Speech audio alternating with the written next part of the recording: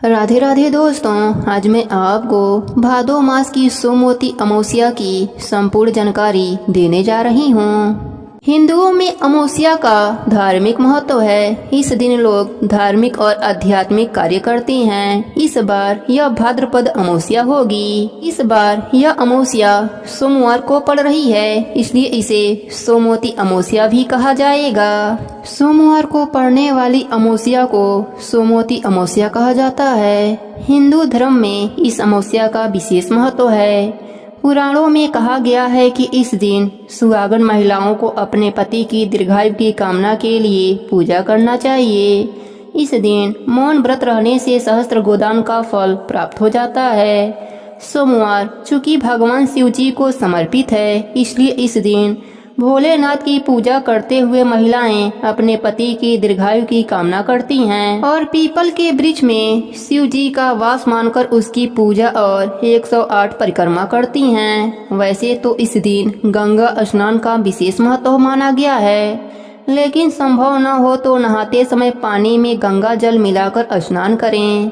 इस दिन पीपल के वृक्ष की पूजा करने से सौभाग्य में वृद्धि होती है। पीपल की पूजा के बाद गरीबों को कुछ दान अवश्य देना चाहिए।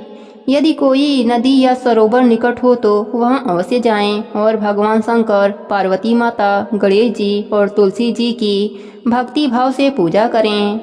सोमवती अमावस्या के दिन 108 बार तुलसी जी की परिक्रमा करना, ओमकार का जप करना, सूर्य नारायण को अर्घ्य देना अत्यंत फलदायी होता है। सिर्फ तुलसी जी की 108 बार प्रदक्षिणा करने से घर की दरिद्रता भाग जाती है। पुराणों में कहा गया है कि सोमवार को अमावस्या बड़े भाग्य से पड़ता है। सोमवार चंद्रमा का दिन है। इस दिन सूर्य तथा चंद्र एक सीध में स्थित रहते हैं, इसलिए यह पर्व विशेष पुण्य देने वाला बन जाता है। धर्मशास्त्रों में ऐसा वर्णित है कि पांडव पूरे जीवन तरसते रहे, परंतु उनके संपूर्ण जीवन में सोमवती अमावस्या नहीं आई। सोमवती अमावस्या 2 सितंबर 2024 सोमवार को पड़ रही है। यह भाद्रपद माह की अमावस्या होगी। मान्यता है कि इस दिन पितरों का श्राद्ध, तर्पण, पिंडदान किया जाता है। ऐसा करने से जीवन के हर दुख कष्ट दूर हो जाते हैं। भाद्रपद माह की अमावस्या तिथि का आरंभ होगा 2 सितंबर 2024 को प्रातः 5:21 पर। भाद्रपद माह की अमावस्या तिथि समाप्त होगी 3 सितंबर 2024 को प्रातः 7:24 पर। सोमवती अमावस्या की पौराणिक कथा के अनुसार एक गरीब ब्राह्मण परिवार था, जिसमें पति पत्नी के अलावा एक पुत्री भी थी। पुत्री धीरे धीरे बड़ी होने लगी। उस लड़की में समय के साथ सभी गुणों का विकास हो रहा था। लड़की सुंदर एवं गुणवान भी थी, लेकिन गरीब होने के कारण उसका विवाह नहीं हो पा रहा था। एक दिन उस ब्राह्मण के घर एक साधु पधारे, जो कि कन्या के सेवा भाव से काफी प्रसन्न हुए। कन्या को लंबी आयु का आशीर्वाद देते हुए साधु ने कहा कि कन्या के हथेली में विवाह योग्य रेखा नहीं है। अगर इसका विवाह भी हो गया तो यह विधवा हो जाएगी। तब ब्राह्मण दंपत्ति ने साधु से उपाय पूछा कि कन्या ऐसा क्या करे कि उसके हाथों में विवाह का योग्य बन जाए। साधु ने कुछ देर विचार करने के बाद अपनी अंतर्दृष्टि से ध्यान करके बतलाया कि कुछ दूरी पर एक गांव में सोना नाम की धोबी जात की एक महिला अपने बेटे और बहू के साथ रहती है, जो कि बहुत ही आचार विचार और संस्कार संपन्न तथा पति परायण है। यदि यह कन्या उसकी सेवा करे और वह महिला इसकी शादी में अपने मांग का सिंदूर लगा दे, उसके बाद इस कन्या का विवाह हो, तब इस कन्या का विधवा योग मिट जाएगा। साधु ने यह भी बताया कि वह महिला कहीं भी आती जाती नहीं है। यह बात सुनकर ब्राह्मणी ने अपने बेटी से धोबिन की सेवा करने की बात कही। कन्या मान गई।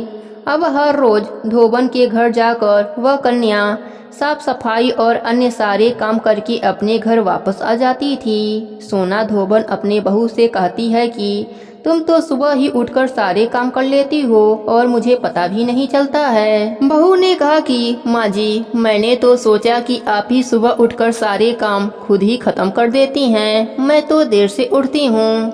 इस पर दोनों सास बहू निगरानी करने लगी कि कौन है जो सुबह ही घर का सारा काम करके चला जाता है।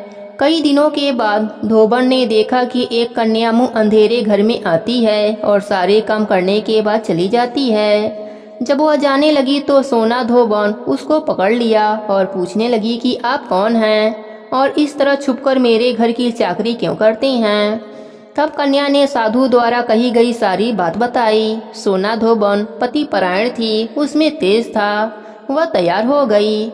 सोना धोबन के पति थोड़ा अस्वस्थ थे। उसने अपने बहू से अपने लौट आने तक घर पर ही रहने को कहा। सोना धोबन ने जैसे ही अपने मांग का सिंदूर कन्या के मांग में लगाया, उसके पति मर गए। उसे इस बात का पता चल गया। वह घर से निराजल ही चली थी। यह सोचकर कि रास्ते में कहीं पीपल का पेड़ मिलेगा तो उसे भौंरी देकर उसकी परिक्रमा करके ही जल ग्रहण करूंगी। उस दिन सोमवती अमावस्या थी। रास्ते में पीपल का पेड़ मिला। उसने ईंट के टुकड़ों से 108 बार भौंरी दिया, परिक्रमा किया।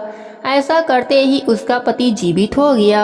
माता पार्वती ने सोना धोबन को सौभाग्यवती होने का आशीर्वाद दिया और साथ ही कहा कि सोमवती अमावस्या पूजा के बाद जो भी इस कथा को कहेगा या सुनेगा वह भी सदा के लिए सौभाग्यवती बना रहेगा। प्रेम से बोली पार्वती माता की जय हो, भोलेनाथ की जय हो, सोना धोबन की जय हो।